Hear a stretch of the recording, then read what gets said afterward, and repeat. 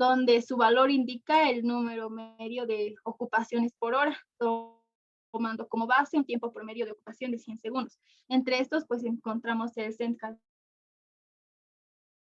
también, que ese sería que se emplea en sí en telefonía, justamente, y es se lo usa como una medida de tráfico telefónico o volumen de tráfico, que sobre solicitudes de uso en 100 segundos, como habíamos dicho. También tenemos tenemos el HCS, que sería la unidad de densidad de tráfico, que equivale a una llamada, se podría decir, donde están incluidos los intentos de llamada y el tiempo de espera. Y también está en 100 segundos. Luego tenemos el ARHC y el EBHC, que nos dice que su valor indica el número medio de ocupaciones por hora, tomando como base un tiempo medio de ocupación de 120 segundos. Siguiendo, tenemos la capacidad de canal. La capacidad de canal, que en un sistema de comunicación, un factor importante es la capacidad de canal, justamente. Esto debido al dimensionamiento que se realiza para obtener circuitos de comunicación equilibrados que no o sobreprovistos. Es por ello que la capacidad del canal se puede definir como la capacidad del sistema o a sus suscriptores. Bueno, la capacidad del canal resulta cuando se requiere establecer la relación de abonados o suscriptores por canal, conocido también como troncal o facilidad. Siguiendo, tenemos las variaciones en la intensidad de tráfico. Bueno, se puede presentar esto de distintas maneras y de forma aleatoria, por así decirlo, pero siempre existen tendencias estadísticas, ¿no? Que nos va a permitir identificar las horas, los días y los meses en que se va a presentar un mayor tráfico. Entonces, aquí nos dice que el tráfico varía de acuerdo a las necesidades de los clientes. Estas variaciones son distintas dependiendo del mes, día y hora en que están brindando el servicio de telefonía. Entonces, debido a que toda la ingeniería del tráfico se encuentra basada en el promedio de la hora ocupada. Eso quiere decir que la intensidad de tráfico siempre va a estar asociada a un periodo de tiempo. Y bueno, usualmente se hace referencia al periodo de tiempo de una hora específica, como habíamos dicho, que sería llamada como la hora cargada. Entonces, la hora cargada va a corresponder al periodo de tiempo que va a durar una hora o 60 minutos, ¿no? Consecutivos, en donde se presenta mayor tráfico. Y comúnmente se toma los 4 periodos de 15 minutos consecutivos en la cual se obtiene un mayor tráfico. Por ejemplo, un ejemplo sería cuando estamos en fechas festivas, ¿verdad? En Año Nuevo, Navidad, todo el mundo quiere llamar y siempre encontramos las líneas saturadas. Entonces, ese sería un ejemplo. Todo el mundo quiere llamar a una hora específica, ¿verdad? Al menos aquí en Bolivia todos llaman a partir de medianoche o minutitos antes y siempre está saturado. Ese sería un ejemplo. Luego tenemos las redes de telecomunicaciones, en el cual se va a dividir en dos, en las conmutadas y las redes de difusión, que dependiendo de su arquitectura y de los procedimientos empleados, van a dividirse en estas. Entonces, prosiguiendo, vamos a tener las redes conmutadas. Estas consisten en un conjunto de nodos interconectados entre sí a través de medios de transmisión, que serían los cables, y que formando la mayoría de veces en una topología mallada, donde la información se transfiere encaminándola del nodo de origen al nodo de destino mediante conmutación entre nodos intermedios. Una transmisión de este tipo tiene 3 fases, donde está el establecimiento de la conexión, la transferencia de la información y la liberación de la conexión. Prosiguiendo, tenemos que las redes conmutadas se van a dividir en dos.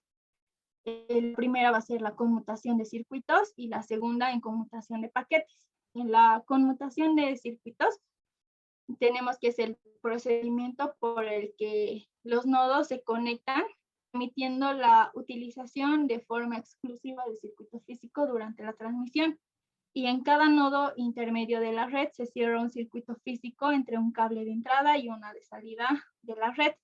Y bueno, nos dice que la red telefónica va a ser un ejemplo de conmutación de circuitos.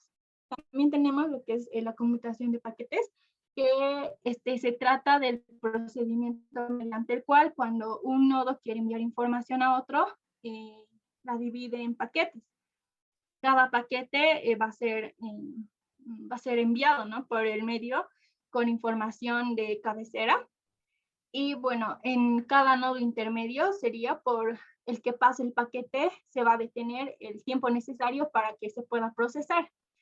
Entre otras características de lo que tenemos del funcionamiento de la conmutación de paquetes, tenemos que en cada nodo intermedio se apunta una relación de forma. ¿Qué quiere decir esto? Que todo el paquete con origen en el nodo A y en el nodo B sería, que es destino, bueno, del destino, tiene que salir por la salida de, bueno, por cada salida de cada nodo sería, ¿no?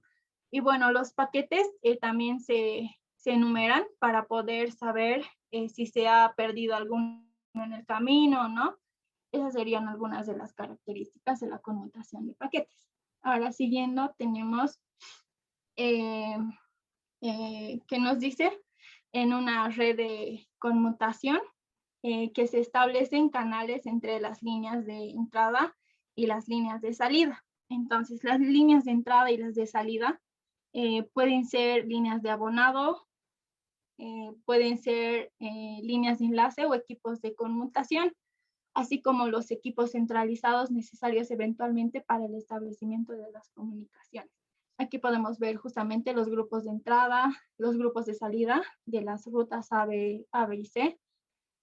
Tenemos nuestra red de conmutación, justamente las líneas de entrada, que van a ser estas aquí. Y nada, aquí igual tenemos justamente las líneas de salida, las líneas de entradas RS, ¿verdad? Y los equipos que están conectados.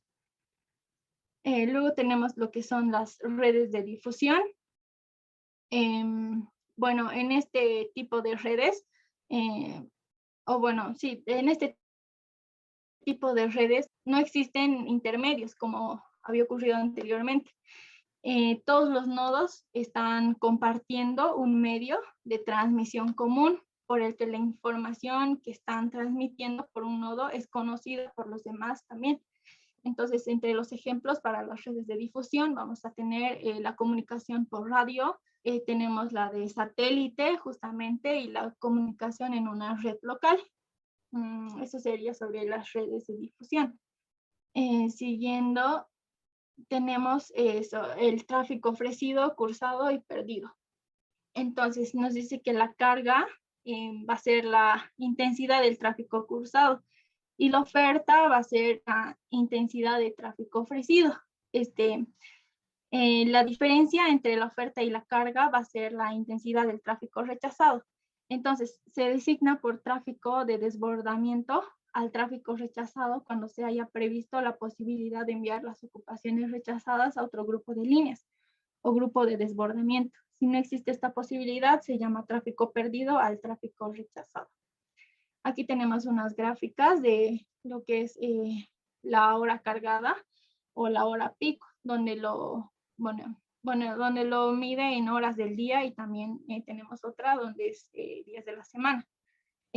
Aquí están midiendo justamente en qué horas, por ejemplo, hay más tráfico, Y aquí en qué días de la semana, pues vamos a llevar más tráfico. Esas son las gráficas de las propiedades del tráfico ofrecido. ¿Hasta aquí hay alguna pregunta o duda? Hola. ¿Dudas, preguntas?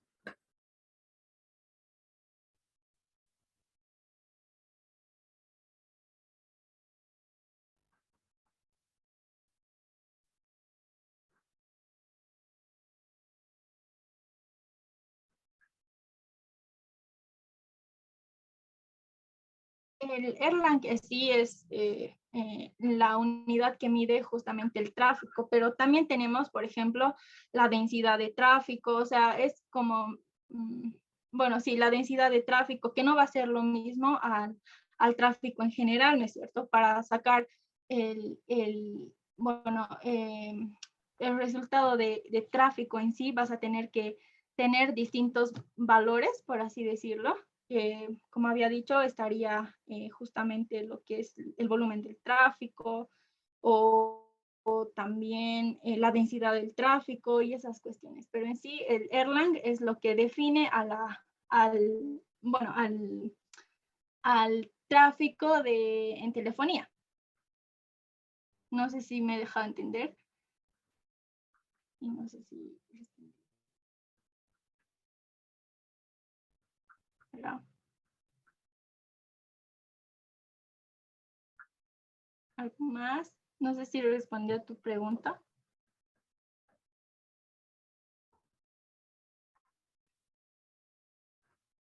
¿Alguna otra pregunta?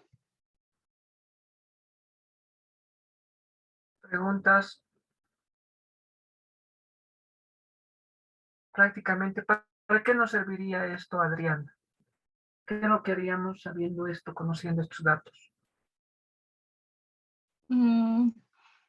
Calcular justamente el tráfico, ¿no? En redes, sería,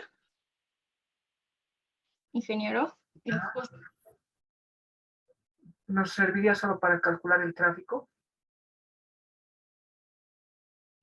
También para poder ver cuándo vamos a tener nuestros canales bloqueados, digamos, o con bastante tráfico, cuando lo vamos a tener libre, hacer estimaciones. Ya estamos haciendo estimaciones, es algo bueno. Entonces, ¿para qué nos sirve todo eso?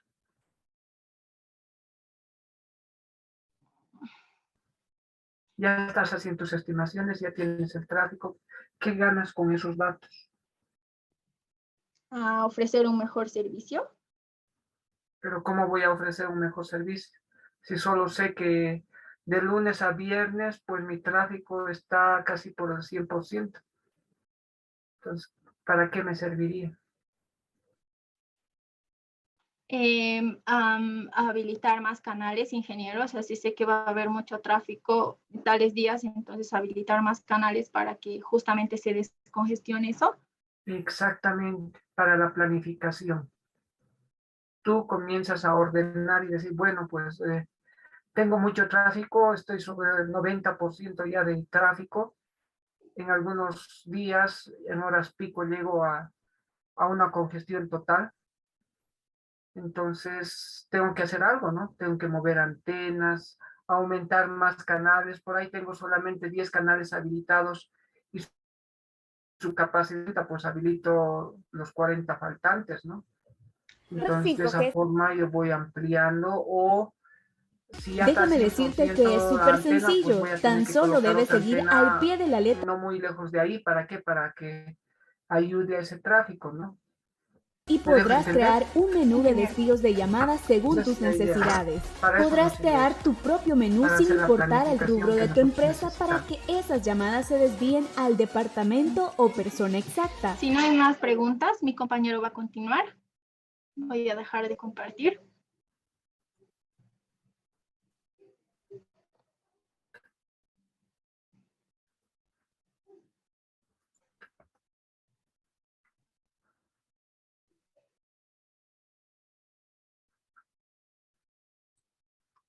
Se logra ver, ¿no? La pantalla.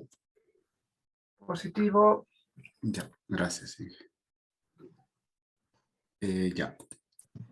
Después de haber visto lo que es la primera parte, lo que es justamente tráfico, vamos a entrar a ver lo que es justamente la definición de lo que es Erlang, ¿ya?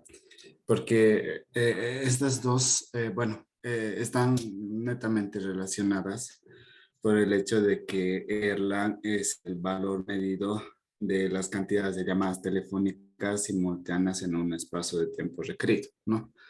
Se puede decir que es en horas, pero comúnmente manejamos equivalentes en segundos. Y así, ¿ya? Entonces nos dice que Erlang es una unidad adimensional, justamente lo que preguntaba anteriormente mi compañero Pablo. Nos dice que es una unidad adimensional utilizada en telefonía como una medida estadística del volumen de tráfico, ¿no? Habíamos visto lo que es justamente tráfico telefónico, etcétera. Entonces nos dice que Erlang justamente es esa unidad de medida, pero esta prácticamente es adimensional. Se lo llama simplemente Erlang, ¿ya?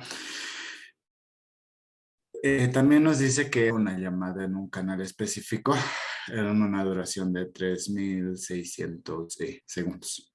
Ya la abreviatura utilizada es E, prácticamente hace referencia a Erlang, por lo tanto el tráfico telefónico está denominado por A, ¿ya? Y su unidad de medida es el Erlang, ¿ya? Entonces, en esta ecuación, o por así decirlo, en esta definición matemática, nosotros vamos a tener a A para medir, digamos, el tráfico telefónico es prácticamente el Erlang, ¿no? Ahora, para calcular lo que es el tráfico telefónico, nosotros necesitamos el número de llamadas en una hora ocupada y el tiempo promedio de espera de las llamadas expresada en horas, ¿no? Entonces, como les decía, la definición de Erlang es prácticamente la medida estadística del volumen de tráfico, ya el tráfico telefónico. Y esta sería su definición matemática, ¿ya? Entonces, nos dice que Erlang es un modelo de probabilidad, también se le denomina como distribución Erlang, donde esta distribución mide el tiempo transcurrido entre recepción de llamadas y se puede utilizar en conjunto con duración esperada de las llamadas entrantes, para así generar alguna información sobre la carga de tráfico, ¿no? Como decía el ingeniero, esto, obviamente, este análisis nos va a servir para hacer planificaciones, para analizar y sacar conclusiones, ¿no? Sacar información, etcétera, y para hacer mejoras posteriores. Esto puede ser usado para determinar la probabilidad de pérdida de paquetes y retardar esto. Ya entonces, una vez visto lo que es el tráfico, prácticamente hacemos referencia a que LAN es la medida del tráfico, ¿ya? Podemos hacer una aplicación de esta formulita que nos dice que una central telefónica en una hora pico en promedio hace 120 llamadas salientes con una duración promedio de 3 minutos. ¿No? La central recibe 210 llamadas entrantes con una duración de 3.5 minutos. Calcular nos dice el tráfico saliente, el tráfico entrante y el tráfico total, ¿no? Pero prácticamente hace referencia a esta fórmula al tráfico, ¿no? Pero como se dice aquí, se puede hacer el cálculo para lo que es entrante y saliente y utilizar la misma fórmula, ¿no? Y para cada uno nos está dando prácticamente esos valores. En una primera instancia, para calcular lo que es el tráfico saliente, utilizamos lo que son las llamadas promedio salientes, ¿no? Entonces, y tenemos la duración promedio, ¿no? Pero como nos decía, esta unidad de duración tiene que estar en horas, es por eso que hacemos la transformación a horas, ¿ya?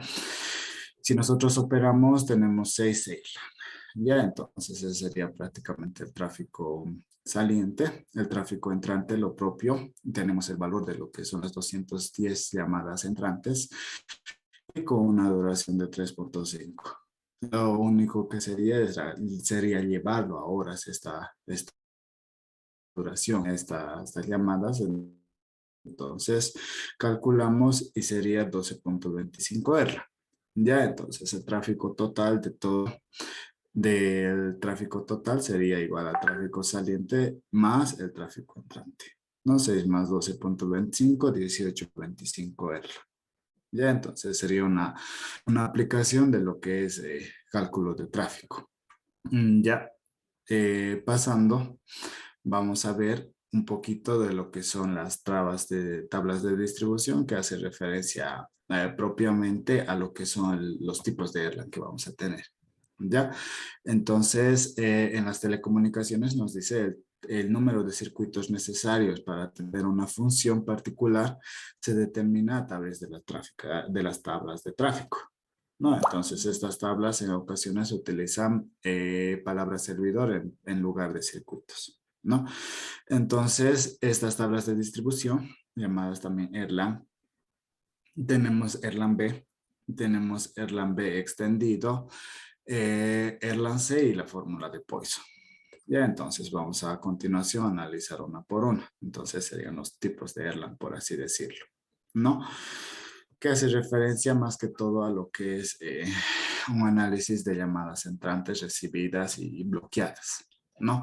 Entonces nos dice que la fórmula de Erlang B es el modelo de tráfico utilizado en el Erlang. Las llamadas que son bloqueadas toman una nueva ruta y nunca regresan al troncal original. Más adelante vamos a ver una gráfica de lo que se está diciendo aquí.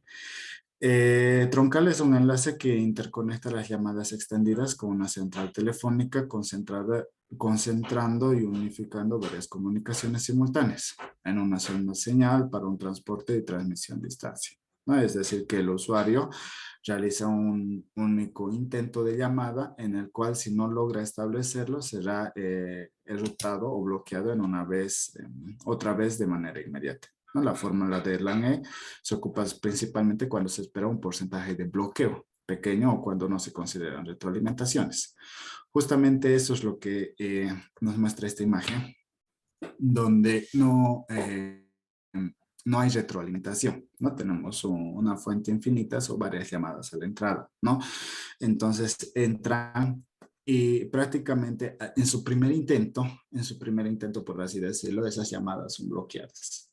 Ya, entonces hay algunas señales de llamadas que pasan, pero hay algunas que en su primer intento en el Erlang B justamente estas llamadas son bloqueadas, ¿no? Entonces no va a volver, digamos, no va a pasar a espera, no va a pasar a una cola, por así decirlo, hasta que sean entendidos. Ya, entonces justamente este Erlang o esta fórmula se utiliza para lo que son porcentajes de bloqueo pequeños, no hay retroalimentación en este caso.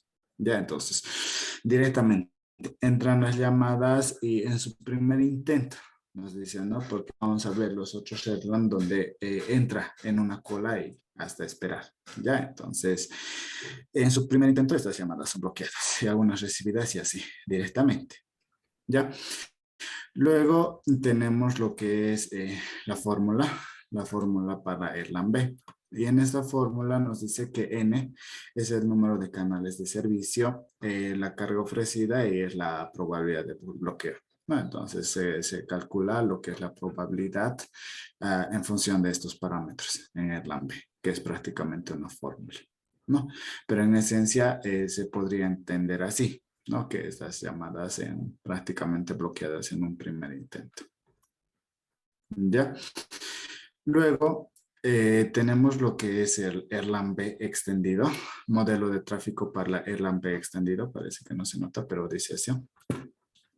Y nos dice que el B extendido es lo que diferencia del modelo de Erlang B, obviamente es una modificación al anterior modelo que hemos visto. Y nos dice que aunque sigue la misma suposición de entrada con fuentes infinitas, obviamente fuentes llamadas infinitas, la misma fórmula, un porcentaje de llamadas bloqueadas son retroalimentadas hasta que se les brinda el servicio, ¿no? Entonces la fórmula de Erlang B extendida se ocupa principalmente de modelo como un modelo Pro es un grupo de modems que normalmente son utilizados para recepción de llamadas entonces, no, como les decía, si nosotros vemos lo que es el modelo de Erlang B, vamos a ver que va a haber una retroalimentación, ¿no? Entonces, un porcentaje, ¿no? En una primera instancia, obviamente, va a entrar y un porcentaje de estas llamadas van a ser bloqueadas, ¿no? Y de esa cantidad de llamadas bloqueadas, obviamente, algunas van a ser retroalimentadas para esperar a que sean a obtener un servicio, ¿no? Entonces, las llamadas servidas o las llamadas atendidas van a pasar, pero algunas van a ser van a ser bloqueadas, pero va a haber una retroalimentación, como dice, ¿no? A diferencia de Erlang B, que simplemente las llamadas eran bloqueadas en una primera instancia y ya, ¿no? Entonces, estas todavía entran en un tiempo de espera, ¿no? Hasta ser atendidas o a ser servidas, como se dice. Ya, entonces, como dice aquí, ¿no? Aquí hay otro modelito, las llamadas entran a una etapa de bloqueo, algunas obviamente ya son llamadas perdidas, son bloqueadas definitivas o algunas se entran en un proceso de retroalimentación, ¿ya? Y estas obviamente van a ser atendidas. Tendríamos lo que es el modelo del Erlang C, es el tercer Erlang que se veía en nuestras tablitas y nos dice que el modelado de tráfico utilizando la fórmula de Erlang C se basa en la teoría de colas, ¿no? Lo cual asume que una cola es formada para mantener las llamadas que no pueden ser atendidas de forma inmediata, donde los clientes bloqueados serán retardados en el servicio, ¿no? La diferencia con las fórmulas de Erlang C, con las demás fórmulas, hablando de B y B extendida, es que las llamadas bloqueadas de ser retro en una cola esperando hasta obtener el servicio, ¿no? Entonces, como ven aquí, estas llamadas obviamente van a entrar en una primera instancia, van a ser atendidas, ¿no? Entonces, obviamente, no quita el hecho de que vamos a tener llamadas bloqueadas, ¿no? Entonces, igual vamos a tener un modelo similar al de Erlang B, pero en este caso va a haber llamadas bloqueadas, pero hay llamadas que van a entrar en cola, como se lo dice. Entonces, obviamente estas llamadas van a tener, como dice, va a tener retardos, ¿no? En el servicio. Prácticamente van a ser atendidas, ¿no? Con diferencia del Erlang B, que prácticamente todas son bloqueadas directamente. Aquí, en el Erlang B extendido, prácticamente algunas van a ser atendidas. Igual, ¿no? Van a ser llamadas servicios y esto van a entrar en un proceso de cola, ¿no? Un proceso de espera, como se lo dice. ¿Ya? Entonces, ya habíamos visto esto. Y la fórmula para calcular el Erlang C es la siguiente, ¿no? Donde la cantidad de servicios, igual que la anterior, N, y A es prácticamente el tráfico ofrecido al grupo de servicios. En sí, en ambas quiere decir lo mismo, ¿no? La cantidad total de servicios, tráfico ofrecido, y eso es prácticamente cómo calcular lo que es el Erlang C, ¿no? Y finalmente vamos a ver lo que es la fórmula de Poisson, ¿ya? Que nos dice que para el modelado de Poisson se tiene un número finito de fuentes de entradas, al igual que las fórmulas de la C, ¿no? En la cual las llamadas bloqueadas son retenidas hasta que se tiene un circuito disponible, ¿no? Un servidor disponible. Este tipo de fórmula se utiliza para bloqueos mayores. La fórmula de Poisson se utiliza para diseñar troncales para un determinado grado de servicio, ¿no? Entonces, prácticamente a diferencia de las otras, aquí vamos a tener ya finito, ¿no? A diferencia de las otras, veíamos que aquí tenemos más fuentes o entradas, o a la entrada teníamos más prácticamente. Entonces, a diferencia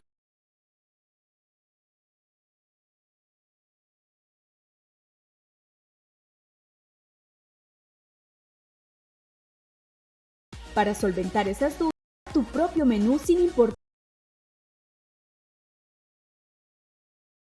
Podrás tener números únicos y podrás crear un menú de desvíos de llamadas según tus necesidades.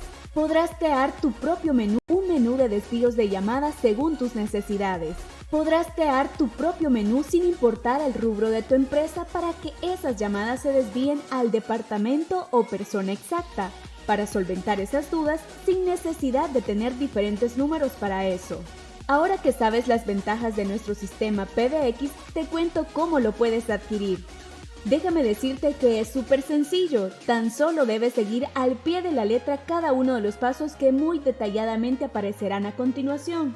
En el panel principal, tienes que seleccionar los dispositivos físicos y la cantidad deseada. Para la compra de DIRS, hay que seleccionar el estado al que se pertenece, el formato numérico que se desea, ya que dentro de un estado existen varios formatos numéricos y la cantidad que se van a comprar. De inmediato se mostrará una tabla con los resultados obtenidos en el cual se seleccionará los números que se desean. El siguiente paso será dar clic al botón reservar. Te aparecerá una pantalla de confirmación para que